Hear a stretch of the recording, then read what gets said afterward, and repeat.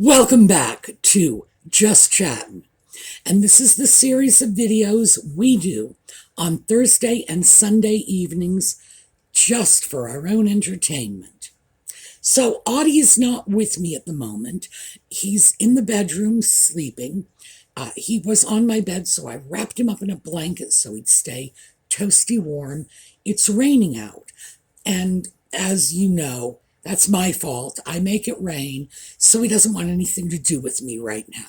He may get over it and come back and join us, especially once he realizes the chair behind me is empty, and he does like that chair. Anyway, he'll be here or he won't. We'll let him decide. When we come back, we are going to talk about nutmeg and ginger and the fact that it seems they can dish it out, but they just can't take it. So, when we come back.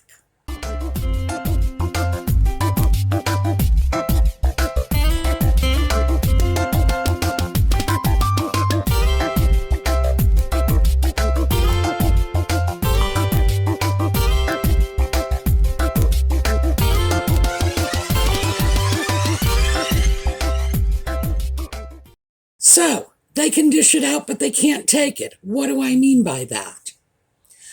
Nutmeg and ginger have been systematically trashing not just the royal family. They've been trashing the royal family as an institution, the royal family as individuals, Nutmeg's family as individuals, because of course they're not an institution, the press, the media, the British people. No one is safe from them. And they have said some pretty vile things over the last couple of years. Funny thing is, though, the minute somebody says something they don't like, bang, we're going into court. We're going to shut them down. We are going to revise the U.S. Constitution. And we are going to eliminate freedom of speech. After all, we know the sock puppet thinks that's all bonkers anyway. And as many people have said before, oh, Harry, if you don't like our First Amendment, I would be so happy to take out my shotgun and give you a lesson on our Second Amendment. We got some amendments that would really curl your toes. Fact is that they believe that they have the right to share their truth, which is just another way of saying make it up as they go along, say anything they want, hurtful things, damaging things. We are hearing now, because, Spare has been out for a couple of weeks now, we are hearing now that Harry's comments on his kill count in the war, and I don't even know if that's valid. Given the rest of the content of that book, I would have to say maybe he got a canister of nitrous when he was making up that part of the book, because who knows if it's valid or not. Really. But it's damaging. And the reason it is damaging, the source of this damage, is because people, and I'm just going to throw this out as people in general, because it's not just nations that are on unfriendly terms with the US, with the UK, with the Commonwealth, not just them. People in general are using Harry's absurd statements in order to damage the UK and everyone else along with it. You start damaging the UK, and it's like that is a can of paint you are throwing all over the English-speaking world. When someone says British soldiers, you gotta know they're that close to saying American soldiers. It's just the way it is. And the reason for this is that not just Harry bragging about killing 25 human beings. It is the possibility that these were not all combatants. We don't know. It could have been non-combatants. This could have been collateral damage. We got no idea. Mostly because the information is coming from the sock puppet, and he hasn't bothered to document any of this. Just threw a number out. Who knows? And then he said that he only did what he was told to do, which was view them as chess pieces. Which means he's saying that the British military as an institution is teaching its soldiers that enemy combatants, well, let's hope enemy combatants, as I say, for all we know, it's non-combatants, collateral damage. We really don't know what he was talking about, but we're going to give him the benefit of the doubt. That he's saying his superior officers told him not to view them as human beings. Now, in defense of the sock puppet, and you got to know, it kills me to say something in defense of a sock puppet. I have heard statements like that before, not from real live military personnel, but in movies, television shows. Somebody is sniping and they say, oh yeah, we're supposed to look at them as, video game targets, or, as Harry said, chess pieces, not as human beings. Never heard that from anyone in real life. But I have heard that coming from the pen of a Hollywood scriptwriter. Is that where he's getting it from? I don't know. But I do know that his having said that the British military told him to do this is so damaging.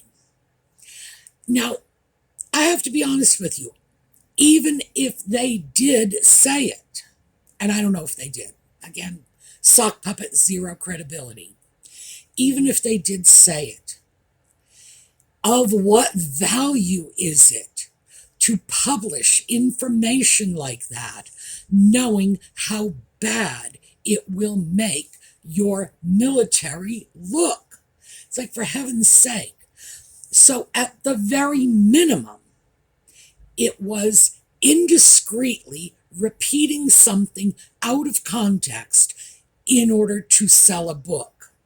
At worst, of course, it is intentionally undermining the credibility of your nation's military, making them seem like a bunch of, complete wahoos. I'm reminded of Dr. Strangelove at this moment, and making them seem like crazy lunatic warmongers who do not care that the enemy may be an enemy, but is also a human. The fallout from this is already getting serious. As I say, it's not just coming from sources like Al Jazeera. This is coming from other sources as well. People on the streets saying, good Lord, what does this mean? So the fact is, Harry does not care who he slams.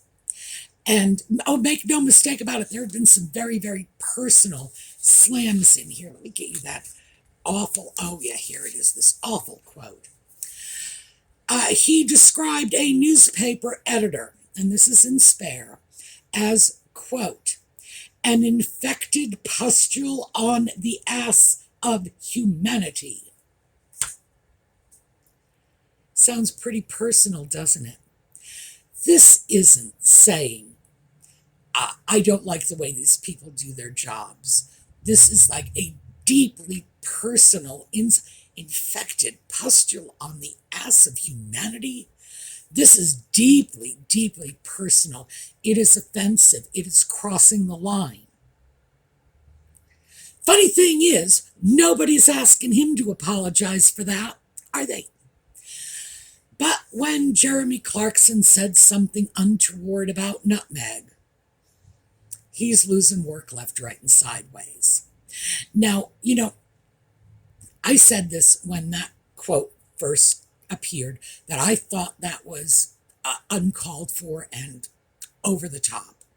And I backed down from that because it has to be taken in context.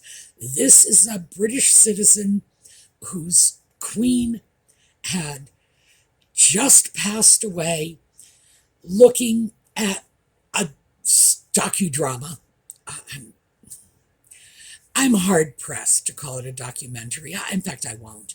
Looking at a docudrama in which Nutmeg makes a very mocking, very flamboyant curtsy. And apparently that was the connection he was making.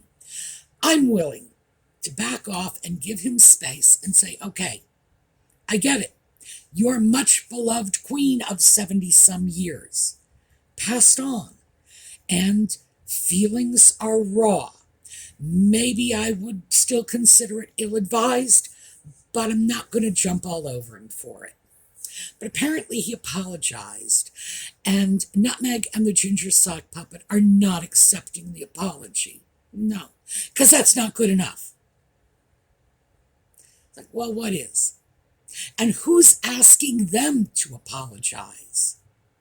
The fact is, the double standard here is so clear and so over the top that it's sitting there begging to have a light shown on it. So that's what I am hoping to do now. We know that they want to shut down the press because people say unkind things about them. But you know what? Nobody else is reacting like that. People have unkind things said about them all the time, especially celebrities. And that's what Nutmeg and the Sock Puppet are. They're celebrities. But let's just take a look here. I want to give you some information from a list of most trolled people. And this is most trolled people in the world, and this is as of 2022. Number 1 is Adele. Now, Adele was number 1 back in 2019 when Nutmeg claimed she was the most trolled person. No, it's Adele, still Adele. Next is Gemma Collins. It turns out Gemma Collins is what they call a television personality. I guess that means she's a reality TV star or something like that. UK, I don't know very much about her at all, but she is number 2. Nutmeg is number 3. Obviously, she's going to be high on the list. Guess who number 4 is? Nutmeg's arch nemesis, Piers Morgan, number 4. Number 5 is Molly May Magway. I'm going to say Magway. I do not know who she is. Again, I think she's one of those reality TV people. Number 6 is Donald Trump. Now, Donald Trump doesn't like it when people say bad things about him, but he usually just screams, fake news, fake news, fake news. And let's go with that. Number 7, Tommy Fury. Tommy Fury is a boxer, and thank goodness he doesn't get his nose out of joint when somebody says bad things about him, because I imagine he could do some damage. Number 8, Billie Eilish, a singer like Adele. Number 9, Ariana Grande, singer like Billie Eilish and Adele. Number 10, Katie Hopkins, who apparently is also one of those reality TV people. So you can see that 3 of them are reality TV people. I would throw Nutmeg in there, just basically a celebrity not because she has any independent accomplishments, just somebody who's famous for being famous. 10. Any of those people trying to shut down the media? Are any of them bringing lawsuits? No. Oh, and by the way, that list goes on. By the time you get down to the 40s on that list, I think you've got every single one of the Kardashians on it. The list is remarkable for the diversity of the people on the list. The fact is, some of them are competent professionals, people who are famous because they have accomplishments. Adele, Billie Eilish, Ariana Grande, these are all performers. They are famous because they are entertainers. Tommy Fury, I don't know how good a boxer he is. I don't follow boxing myself, but clearly he is an athlete. There are plenty of other athletes on the list as well. None of these people are trying to shut down the press. None of these people are claiming that the press has been fed fake stories about them, which of course Nutmeg and the Sock Puppet are. In fact, they claimed that Camilla was responsible for feeding the press these false stories about them in order to take the heat off her and Charles. I gotta say, this again, I'm starting to see visions of Hollywood in this. Whenever Nutmeg and the Sock Puppet come up with a rationale, you can bet your bottom dollar you're going to have seen it in a movie somewhere. This is one I remember from LA Confidential. Anybody remember that movie? In the early portion of the movie, the first maybe 20 minutes, they introduce a character played by Danny DeVito, a sleazy journalist who trades stories. He will hush up a story about a major Hollywood star in exchange for a juicy little tidbit about somebody less important. Now, the myth in Hollywood is that that did happen back in the 40s and 50s, when they had the studio system. And I'm sure it did to some extent because things like Rock Hudson's sexual orientation was an open secret in Hollywood, but the press never picked up on it. Is it possible that they were fed other stories to keep quiet about this? Yes, sure. Is it possible somebody simply slipped them a few bucks to shut up about it? Yes, sure. Is it possible they liked Rock Hudson and didn't want to out him? Yeah, sure. Who knows? That's really the bottom line. Who knows? But the scenario that Harry lays out in his book, and of course he's been laying that out in the interviews he's been doing about the book too, is that this is what's going on, but it's the royal family doing it. And it's just, Camilla is now Louis B. Mayer, and she's protecting the studio. It's craziness. But when you look at it, you start to see a pattern. These are people, Nutmeg and the Sock Puppet, who don't have a concept of real life that is divorced from what they see in the movies. The movies are real life to them. If it happened in the movies, oh yeah.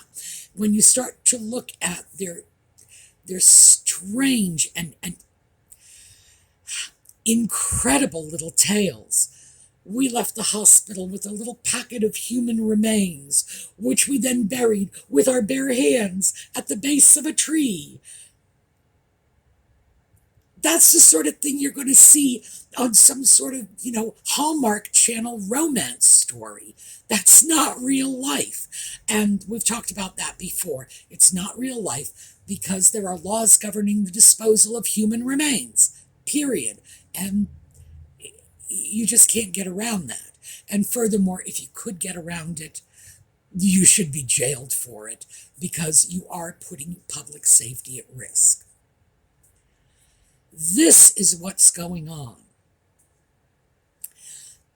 But in the meantime, all of these things that they are attributing to others, Camilla threw out fake stories to take the heat off her. They're doing the same thing to Camilla.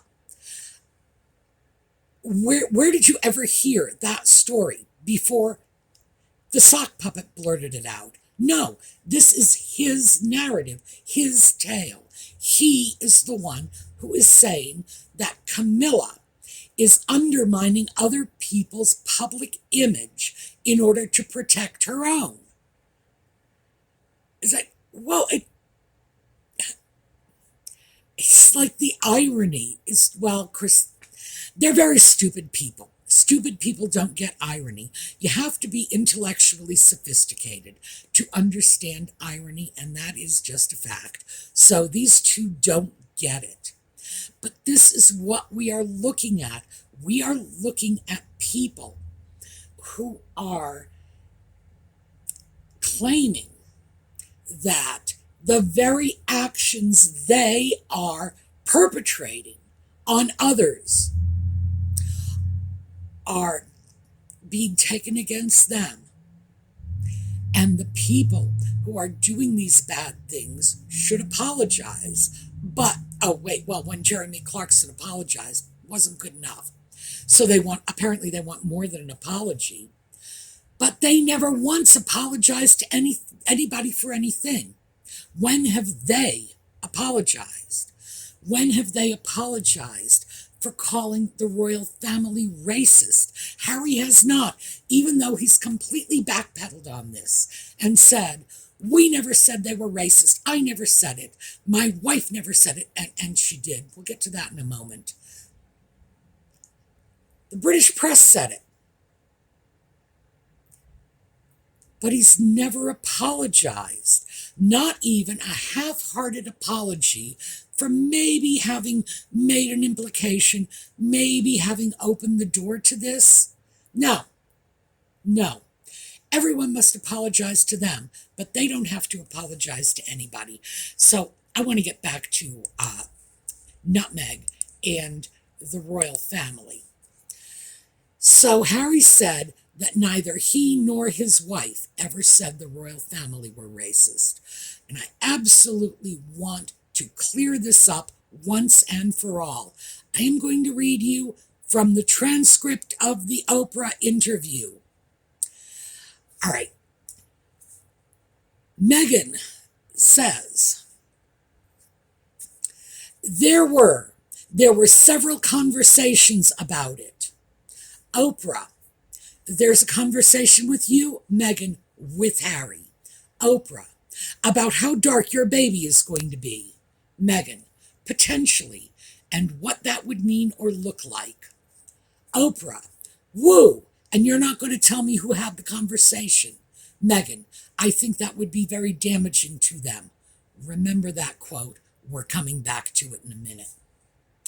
Oprah, okay, so how does one have that meeting? There were conversations about no security, no title, and how dark his skin might be when he's born. Meghan, that was relayed to me from Harry. Those were conversations that family had with him, and I think, Oprah, whoa. Meghan, it was really hard to be able to see those as compartmentalized conversations.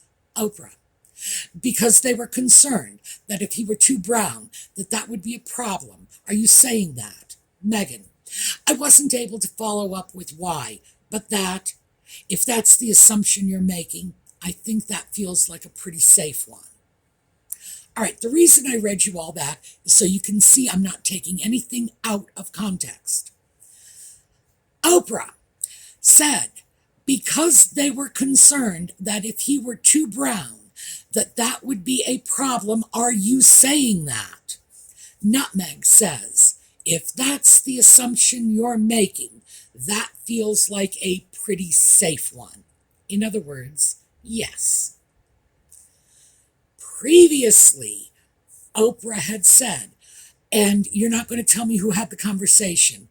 Nutmeg says, I think that would be very damaging to them, indicating that she knew full well how charged this was, how damaging, in her own words, This accusation was she knew what she was alleging, and she understood the ramifications.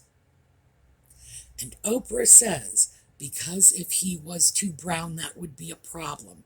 And Nutmeg, because of course she's playing it coy. Well, if that's the assumption you're making, I think it's a safe one.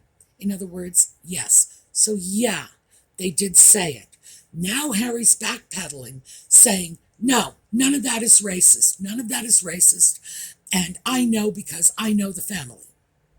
Well, where's the apology? Where's the apology to the royal family for this? There isn't one. Nevertheless, they want everyone to apologize to them. They want everyone to own their racism and apologize for being racist. That's basically what it is. And how do you define racist? Because this is anything you say against Nutmeg is inherently racist because she's a person of color. That's the working definition, folks. It's like, yep, there's no such thing as legitimate criticism if you're dealing with a person of color.